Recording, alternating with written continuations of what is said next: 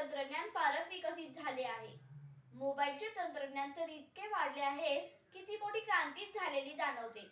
आज प्रत्येकाच्या हाती मोबाईल आलेला आहे. त्यातही विलक्षण अशी विविधता सुद्धा आलेली आहे. घरातल्या फोनची जागा या मोबाईलने केव्हाच घेतली आहे.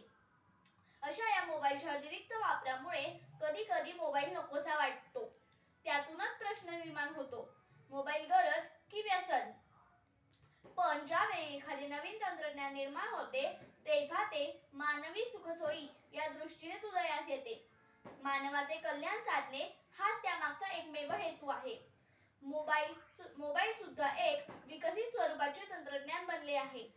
तेव्हा ते फक्त व्यसन ते किंवा शाप कसे असू शकेल?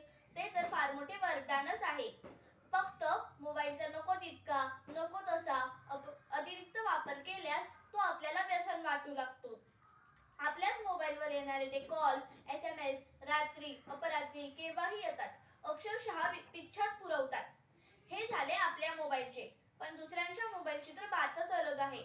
कसलेही भान न राखता तासन तास मोबाईलवर गप्पा गोष्टी करणारे आपल्याच मस्तीत गुंग असतात. अशा वेळी आपल्याला होणारा त्रास, दुसऱ्यांना होणारा त्रास, स्वतःच्या व इतरांच्याही आरोग्यावर होणारा परिणाम, होणारे प्रदूषण हे सारे अटळच आहे. पण लक्षात कोण घेतंय? कळते पण वळत नाही. एका दृष्टीने पाहिले तर मोबाईल हा आजच्या काळातील प्रत्येकाच्या जीवनातील एक अविभाज्य घटकच बनला आहे. कोणतीही अप्रिय घटना प्रसंग अपघात घडल्यास आपल्या घरच्या मंडळीशी संपर्क साधता यावा यासाठी मोबाईल शिवाय जलद व प्रभावी साधन नाही.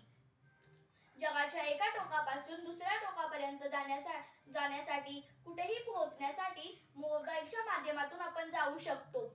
एखाद्या ठिकाणचे हवामान, तापमान समजू शकतो, संगीत ऐकू शकतो. इतके सारे फायदे पाहिल्यावर मोबाईल गरज किंवा व्यसन नाही असे कोण म्हणेल? थोडक्यात काय मोबाईलचा योग्य तऱ्हेने वापर केला पाहिजे हेच सत्य आहे. जाता जाता तुमच्यासमोर एक कविता सादर करेन.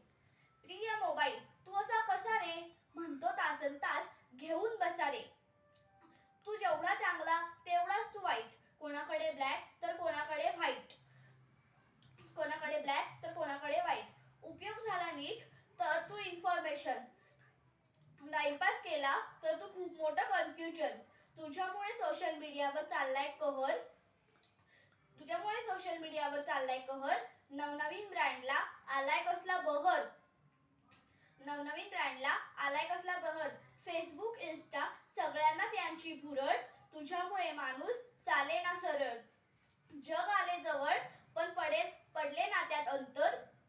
निरोप लवकर मिळू लागेल पण दूर जाईल मैतर.